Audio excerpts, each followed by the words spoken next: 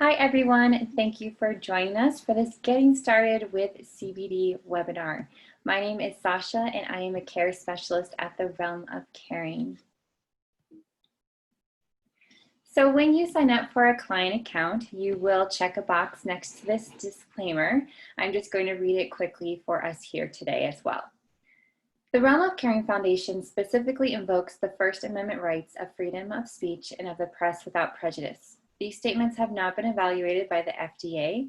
The products discussed are not intended to diagnose, cure, prevent, or treat any disease. Realm of Caring always recommends when and wherever possible that licensed local healthcare professionals be consulted. The Realm of Caring Foundation is an independent nonprofit with its own governing board. We do not produce or sell cannabinoid products, nor do we receive funds from the sale of other companies' products. So today what we'll be covering in this brief education is first the Realm of Caring overview for those of us who are new. We will also talk about hemp versus medical cannabis, defining cannabinoids with a focus on CBD, why CBD is more appealing to the population, the entourage effect, the endocannabinoid system, administration methods, dosing guidelines, our Quality of Product Matters Guide, controversy, state and federal laws, and then how to get involved with research. So why are we all here at the Realm of Caring? Because the quality of life matters. We improve lives through research, education, and building community. By funding and conducting research, we learn more about cannabis and its effects while legitimizing the therapy. Education empowers consumers to select the best products for their individual needs and informs healthcare professionals about options for their patients. Through community, we spread the truth about cannabis and expand access to those in need. The mission at the Realm of Caring is to empower you to take control of your health and enhance your quality of life by providing cannabinoid research initiatives in addition to educational programs and services.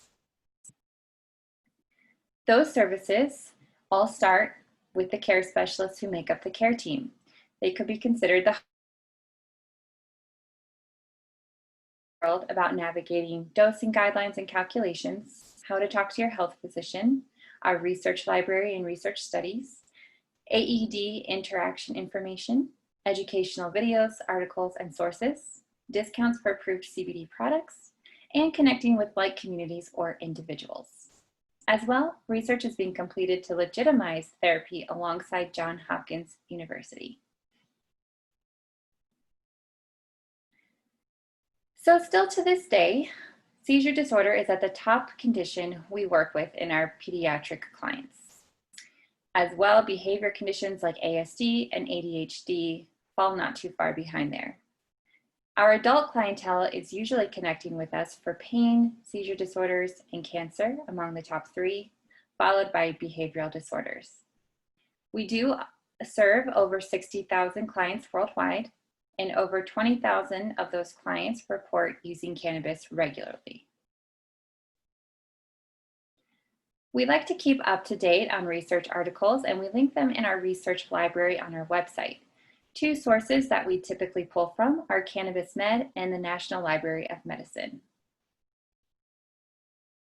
So to talk for a moment about that difference between hemp versus medical cannabis, while hemp and marijuana products both are species of the cannabis plant, hemp is typically distinguished by its lower concentration of THC.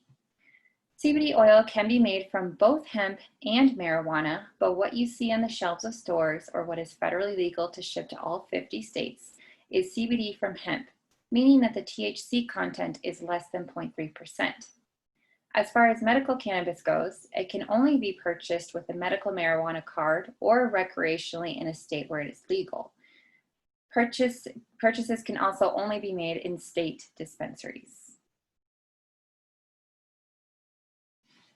So in this plant, there are over 500 compounds to include cannabinoids, terpenes, flavonoids, and omega fatty acids. Approximately 100 of those compounds are cannabinoids, which are specific and unique to the cannabis plant alone. Two of the most well-known of these are THC and CBD. Currently, the other cannabinoids are being researched, so their therapeutic effects are becoming more realized and more well known.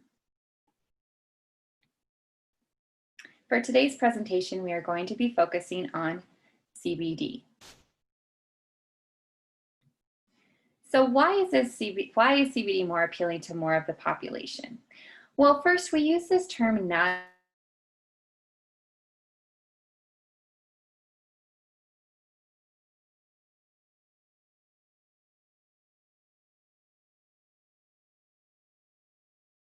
appetite, sleep, and brain activity. CBD's effect on the receptors are more modulating as it more loosely binds to CB1 receptors in the brain, whereas THC can bind to these CB1 receptors more tightly and has the ability to mimic anandamide, which is an endocannabinoid associated with improved mood. Therefore, THC can have those exaggerated mood responses, but we'll get more into those receptors in a couple of slides. Several studies suggest that CBD is well tolerated and safe for humans to use at high doses with associated chronic conditions that it is non-addictive. It does not cause withdrawals or dependency issues. It can be considered a wellness supplement and be effective alongside conventional medical treatments. Many of our clients are individuals who are either caring for a relative in hospice or a young child or infant. In many of these cases, they wish to provide for their loved ones a natural therapy as opposed to pharmaceuticals. Lastly, the accessibility is appealing. While CBD cannot be directly purchased in every state, it can be shipped across state lines to all 50 states through reputable companies. So let's talk for a moment too about this entourage effect. Whole plant extractions typically include CBD, THC, and more than 500 trace compounds that give the plant its unique chemical profile. The entourage effect refers to the way the cannabinoids interact when they're present together. Terpenes and flavonoids are involved in this effect as well. Each cannabinoid has its own set of therapeutic benefits. When multiple cannabinoids are consumed, they enhance each other's effects. In this way, cannabinoids are more effective together than they are alone. Preclinical and clinical data indicate that cannabinoids administered together are more effective than the use of a single agent. When you have a product that is labeled full spectrum, you are receiving benefits of the entourage effect. What is the endocannabinoid system, otherwise known as the ECS? What it is a network of cellular receptors in both vertebrates and invertebrates that helps the body to maintain homeostasis. It is made up of endocannabinoids, or endogenous lipids, that are produced naturally by the human body. They are similar to plant cannabinoids and bind to receptors that are present all throughout the body. The endocannabinoids form part of a tremendous system of intracellular communication and is the largest neurotransmitter system in the body. AEA and 2-AG are two key endocannabinoids that have been identified and are molecules produced by your bodies. There are two main endocannabinoid receptors that have been located. The CB1 receptors are found in high levels in the brain and the central nervous system. CB2 receptors are found in a number of immune cells and the peripheral nervous system. The endocannabinoids activate the receptors to bring about a chemical response to ensure that homeostasis takes place. There may be cases where an individual does not produce enough endocannabinoids for the ECS to properly function. That is where supplementing with phytocannabinoids like CBD can be beneficial, as they mimic the action of endocannabinoids with the receptors. So this is what is known as endocannabinoid deficiency. Researcher Dr. Ethan Russo first proposed the theory of clinical endocannabinoid deficiency in 2004. The study primarily focused on IBS, migraines, and fibromyalgia, all of which involve increased pain sensations in the affected areas. But many disorders that may fall under the CED rubric may also include PTSD, glaucoma, cystic fibrosis, types of neuropathy, and more. Many of these diseases are little understood and remain treatment resistant. So what is making it beneficial? Research is emerging and the endocannabinoid system is becoming a new target of pharmacotherapy. The ECS signaling is remarkably complex. Modulating the activity of endocannabinoid system holds therapeutic promise in a wide range of diseases and pathological conditions. For example, this study with ECS and pain management. Phytocannabinoids in combination with terpenes, also known as the entourage effect, delivered by the oral route, appear to be promising for candidates in the treatment of chronic pain due to their high safety and low adverse effects profiles. Clinical trials lasting from days to months involving more than 1,000 patients have shown efficacy and promise in different categories of chronic pain conditions as therapeutic adjunct in treating peripheral and central neuropathic pain and inflammatory-related chronic pain. When it comes to administration, there are several means of administering CBD, more than what even shows up on this list here. The two you will see the most often are taking the oil sublingually or in a capsule or tablet form. The one that we most often recommend is a tincture or oil taken under the tongue, held for about 60 seconds and then swallowed. This method has increased bioavailability and a more direct route to the bloodstream through the mucous membranes in the mouth. Although this method will not result in all of the oil being absorbed in the mouth, it still allows for the opportunity for most of the CBD molecules to be. It is okay to swallow the rest. Capsules have a decreased bioavailability, so are less potent than taking a tincture. But for some, this is the easiest means of administration. A lot of the time it is our older clients who prefer the convenience of a capsule or a tablet. For either method, it is suggested to follow up your CBD taken orally with a healthy fat food such as a nut butter, avocado, cheese, or yogurt. Being that the CBD molecule is a fat-soluble molecule, the fatty food may help to aid digestion and therefore increase the bioavailability. Topicals are also great for localized areas in need of relief on the body. Topicals can be typically applied several times a day, throughout the day, and may be used while administering CBD orally. In fact, we might even suggest using several means of administration at once. Okay, so how much do I take? Well, dosing is one of the most daunting aspects of cannabinoid therapy. Our guidelines are based off of anecdotal data, and you will find 4 main categories when figuring out where to start. Those categories being pediatric, adult, cancer, and pets. Starting amounts are suggested based on the individual, and calculators are available for THC and CBD products to help dose in terms of milligrams per milliliters. It's important to remember your mindset, expectations, and the setting that you are in when starting out CBD therapy. Our dosing guidelines provide a starting place based on anecdotal data and research, but taking into consideration that every individual is different, what might work for one may not work for another. So our pediatric dosing guidelines will start with a medically sensitive or a more moderate approach. A medically sensitive starting amount would suggest 0.25 milligrams per pound per day. So to figure this out, you would take 0.25, multiply it by the weight, and then that would tell you how many milligrams of CBD per day would be recommended to start with. For a more moderate approach, you could start with 0.5 milligrams per pound per day. For adults, a medically sensitive starting amount would be about 25 milligrams a day, and a more moderate starting amount would be 50 milligrams per day.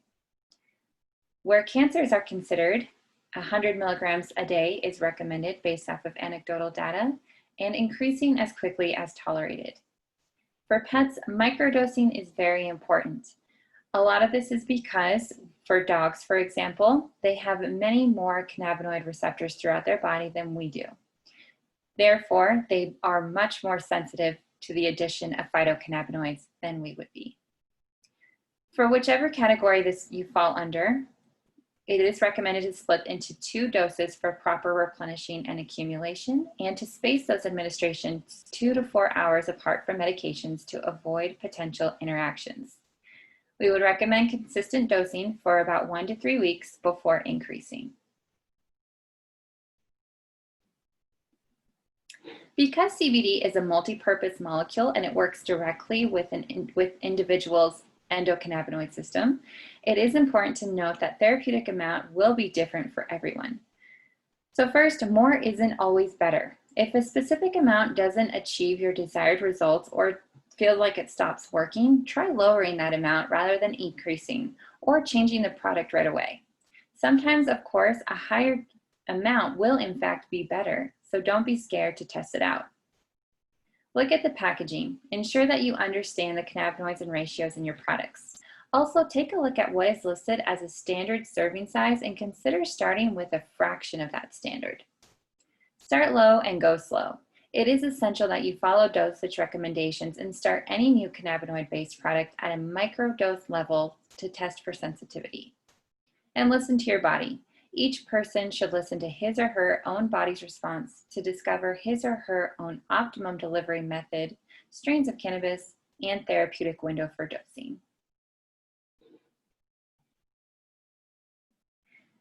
In your client resources, you do have this printable Quality of Product Matters guide to help you with questions to ask a product company to ensure you are receiving a product you can trust. The only way to prove efficacy is to measure and repeat with consistent products.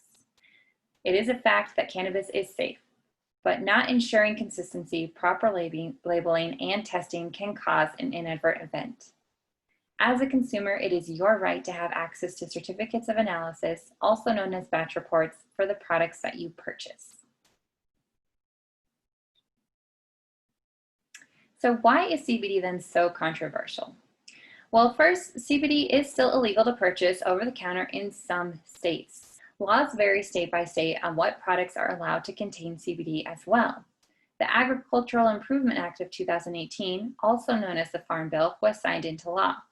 This removed hemp from the list of Controlled Substances Act. The federal government now considers cannabis with less than 0.3% THC to be legally classified as hemp. However, this does not make it legal in every state. For pediatric clients, it is best that they have a medical marijuana registry card if being administered CBD oil with their parent or guardian as the caregiver.